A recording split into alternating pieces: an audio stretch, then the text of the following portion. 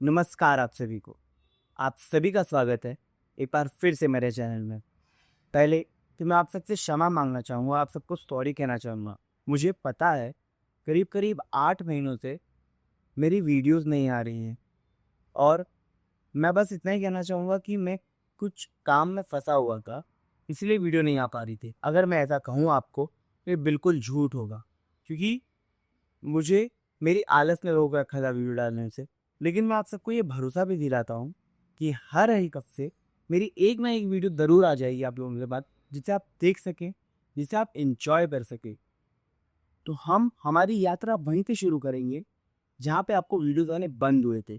तो आप सभी का स्वागत है मेरे एक नए ब्लॉग में। आज हम चढ़ाई करने वाले हैं श्री माता वैष्णो देवी के पहाड़ों पर। उस पहाड़ों पे खूबसूरत नज़ारे, खूबसूरत वादियाँ भी देखने मिलेगी। और चलो बुलावा आया है, माता ने बुलाया है। जय माता दी। नमस्कार आप सभी का, आप सबका स्वागत है मेरे इस नए वीडियो में। दुबे जी की हर यात्रा की शुरुआत होती है एक नए सफ़र से।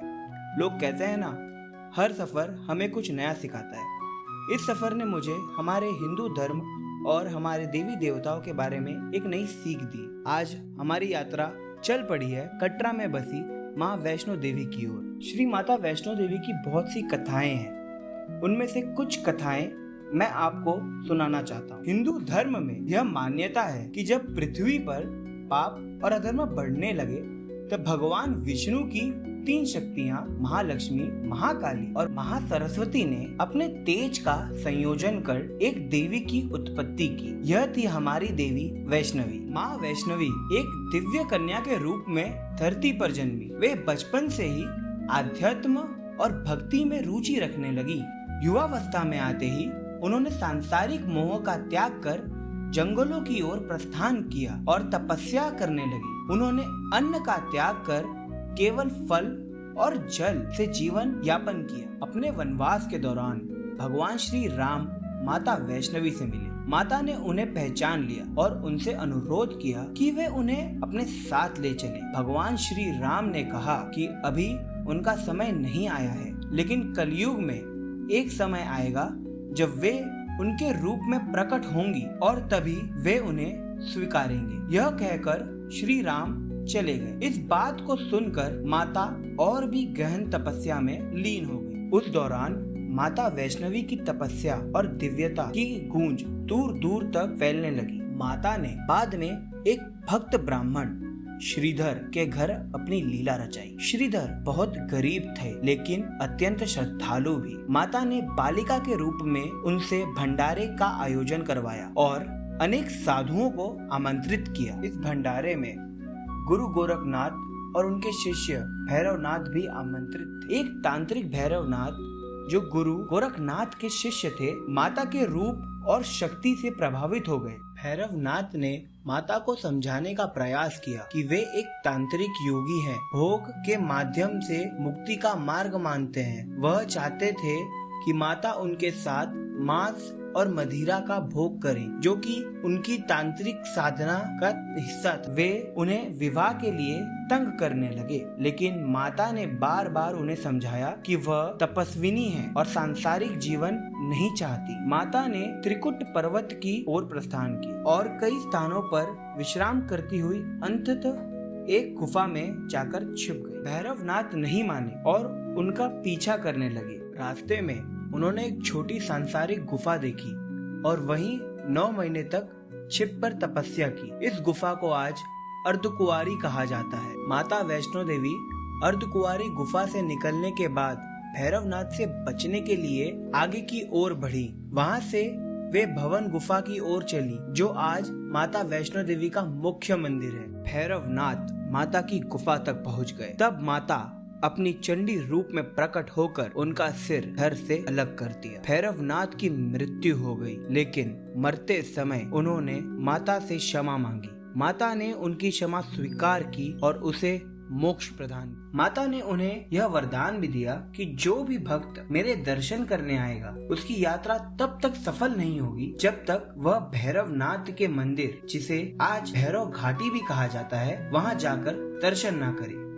श्रीधर माता की खोज में भटकता रहा और अंत में उन्हें स्वप्न में माता ने दर्शन देकर त्रिकुट गुफा का रास्ता बताया।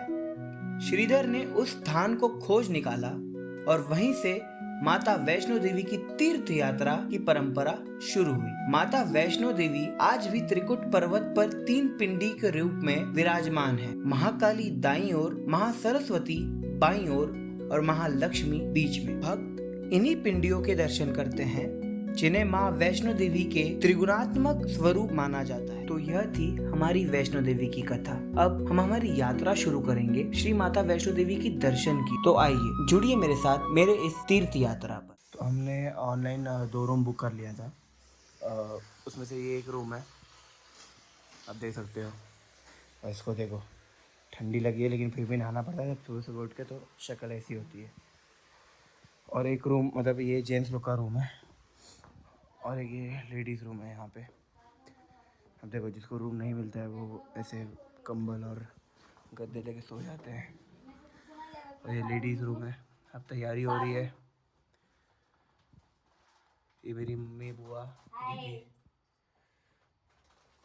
मैं रूम बुकिंग की बात करूँ तो आप माता वैष्णो देवी का ऑफिशियल वेबसाइट है, उसमें आप जाके 2 महीने पहले रूम बुकिंग होती है, आप वहाँ भी रूम बुक कर सकते हो, या तो आपको प्राइवेट बुकिंग ऐप से बुक करनी पड़ती है रूम।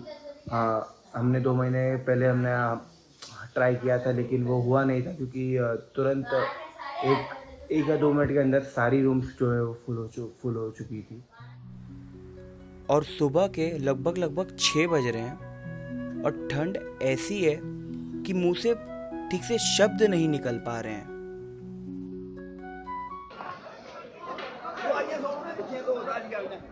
यहाँ पर सब खच्चर घोड़े रखे हुए हैं, अगर किसी को ऊपर जाना के लिए इसका इस्तेमाल करना है उसके लिए। और यहाँ पर ऐसे पालकी भी रखी हुई है, आपको दिखा रहा हूँ, ये देखिए, ऐसी पालकी भी रखी हुई है ऊपर जाने के लिए। ये बाणगंगा का पानी है, ये देखो, पानी भले से कम है लेकिन है। और ये पानी कुछ वो साइड में जाके ख़त्म हो रहा है। बस ये एक ही रास्ता अभी तक रास्ते में मिला है कि बाणगंगा को हम नमस्कार कर सके, तो इसीलिए हम उतर आए। तो मछलियाँ भी बहुत है पानी में, फ्रेश वाटर एकदम।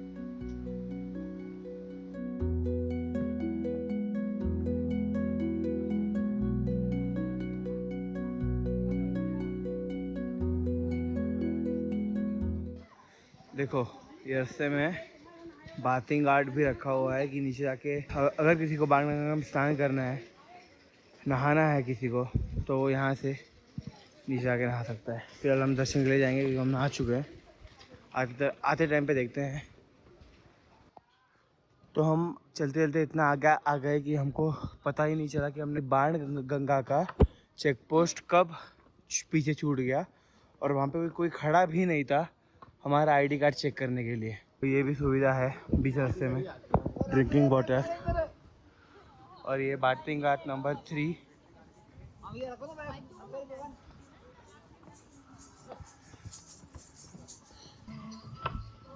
तो बात ये है कि खच्चर और आदमी का रास्ता एक ही है, और बेचारा देखो कितना थक गया है। अब ये चीज़ ख़राब लगती है कि जो लोग खुद चल सकते हैं वो लोग भी बैठ के जा रहे हैं, तो मतलब ख़राब लगता है ये सब। अब ये ट्रॉली भी बच्चे लोग के लिए, ट्रॉली हो या कुछ हो तो ठीक है, आप जानवरों के ऊपर जूम कर रहे हो। चल रहे हैं ठीक है, उतर भी रहे हैं खच्चर पे।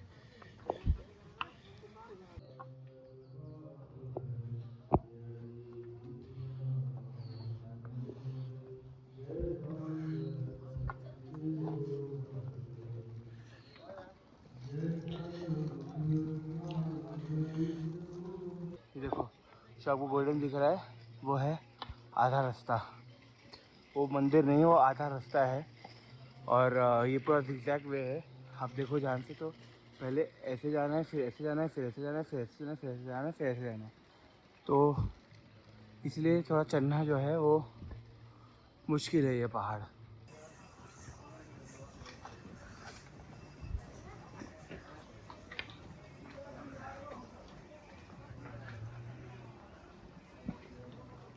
तो भाई मुझे लगा 3-4 घंटे में हम पहुंच जाएंगे ऊपर, तो फटाफट करते हैं। मम्मी बोलती है शाम तक पहुंचना है। यार अब ऐसे रुक रुक के चलेंगे तो शाम को ही पहुंचेंगे ना। तो जैसे जैसे सूर्योदय हो रहा था, उस पहाड़ पे बहती हुई हवाएं अपने आप में ही एक पॉजिटिव एनर्जी दी जा रही थी, और वो एनर्जी सिर्फ महसूस की जा सकती है।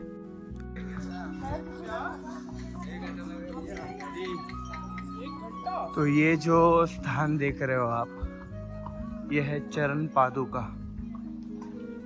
माना जाता है कि ये वही जगह है जहाँ पर्वत चढ़ते समय माता ने रुक कर पीछे देखा था कि भैरवनाथ उनका पीछा कर रहे हैं या नहीं, और परिणाम स्वरूप जब माता ने पीछे मुड़कर देखा था तो उनके पैरों के छाप उस जगह पे छप गए थे, और उसे ही आज चरण पादुका कहा जाता है।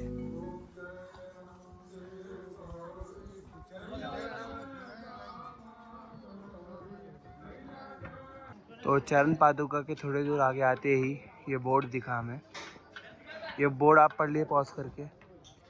लेकिन मैं आपको एक बात बताता हूँ, जो ये सीढ़ियाँ आप लेंगे वो आगे जाके यही रास्ते में मिलेगा। वो अर्धकुंवारी नहीं जाएगा ये वाला सीढ़ी वाला रास्ता, लेकिन वो आगे जाके यही रास्ते में मिलेगा।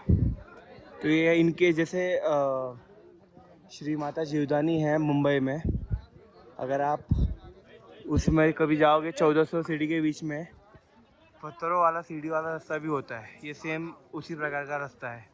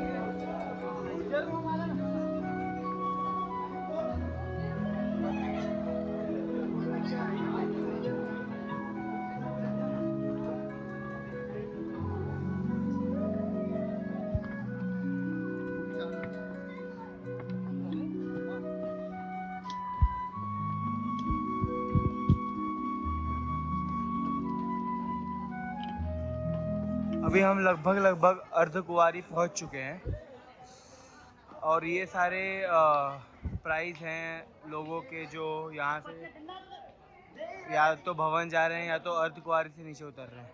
तो जितने भी खच्चर पालकी होती हैं जो नीचे से अर्धकुंवारी तक आती हैं, वो उसका अंतिम स्टॉप यही है। अब जिनको यहाँ से भवन जाना है वो यहाँ से आगे जाते हैं। तो भवन वाया हिमकोटी मार्ग, भवन वाया हाथीमठा मार्ग, और अर्धकुंवारी 550 मीटर दूर।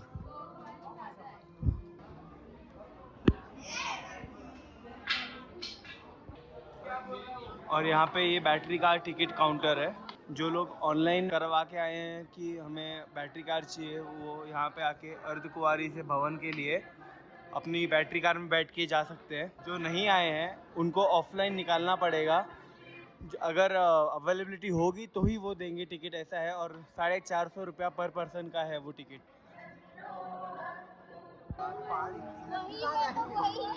अरे ये तो यहाँ पे है, अभी दूसरे पहाड़ पे है। क्या बोल रहे हैं? 7 पहाड़ है, 7। अरे वो रास्ता अरे क्या कर रहे हो? अरे तो हेलीकॉप्टर पूरा पहाड़ घूम के गया, ये पीछे पहाड़ के पीछे होगा। ये ऐसे करके फिर ऐसे ऐसे वो पहाड़ पहाड़ में वो क्या बोल रहे हो? हिंदी और अभी आधा है। अभी आधा है। रिएक्शन देख लो गाइस। अर्धकुंवारी मतलब अब 3-4 घंटा और चल हम लोग आएंगे कल। ऐसा थोड़ी होता है, इतना ऊपर से। क्या ऊपर से? इतना और ऊपर कहाँ जाओगे? ऊपर थोड़ी नहीं जाएगी भगवान की बात। घंटा बोला था, 9 घंटा। 9 घंटे में नहीं, 12 घंटे में बोले थे, लेकिन आप लोग बोले थे 4-5 घंटे। 12 घंटे तो चेक पोस्ट क्लियर करने के लिए था। चेक पोस्ट ऊपर लेके जा रहे चेक पोस्ट। देख अगर विदाउट रुपये चढ़ ली ना तो 5 घंटे में कंफर्म पहुंच। ये देख, ये अलग है। हाँ विदाउट 5 रुपये। घंटे में ये दोनों घोड़ा था, 5 घंटा पड़ा। कितने मोटे मोटे हैं। हाँ, अरे तो अभी 9:30 बज रहे हैं और हम अर्धकुंवारी में हैं। हमने हमारा यात्रा 5:30 बजे शुरू किया था, हमारे होटल में से। तो अराउंड 4 आवर्स लग गए हमें अर्धकुंवारी पहुँचते। इसका मतलब ये है कि हम आधे रास्ते में 4 घंटे में पहुँचे हैं। Wait a minute.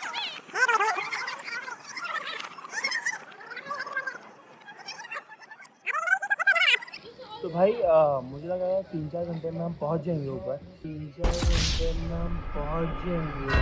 अब देखते हैं भवन हमें और कितना टाइम लगता है, क्योंकि भवन अभी भी कुछ 6 किलोमीटर दूर है। देखते हैं हम भवन कब तक पहुंचते हैं। तो अगर आप हिमकोटी वाला मार्ग अगर पकड़ोगे तो आगे आपको 2 रास्ते और मिल जाएंगे, जो आगे ताराकोट मार्ग की तरफ चले जाएंगे और एक अर्धकुंवारी की तरफ चले जाएगा। यहाँ पे जो रास्ता देख रहे हो ये ताराकोट वाला मार्ग है और ये है भवन वाया हिमकोटी मार्ग।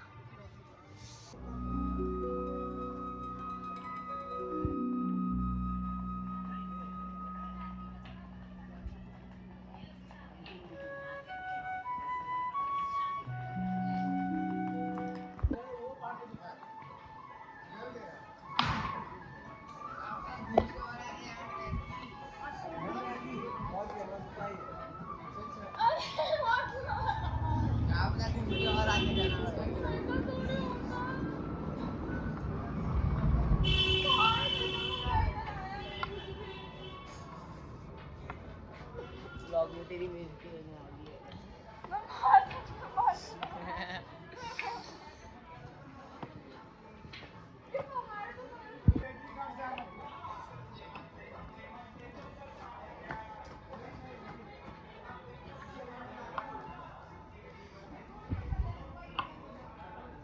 चल अक्की, सिर्फ 3 किलोमीटर है। सिर्फ 3000 मीटर है। तो अभी के लिए इस पार्ट में इतना ही। वीडियो अच्छी लगी हो तो वीडियो को लाइक और चैनल को सब्सक्राइब जरूर करिए। आपको कौन सा पार्ट अच्छा लगा या कौन सा पार्ट बुरा लगा वो कमेंट बॉक्स में ज़रूर बताइए, और वीडियो पसंद आई हो तो वीडियो को शेयर ज़रूर करिए। मैं मिलता हूँ जल्दी आप सभी से इस वीडियो के पार्ट 2 में। तब तक के लिए खुश रहिए, हंसते रहिए, मुस्कुराते रहिए।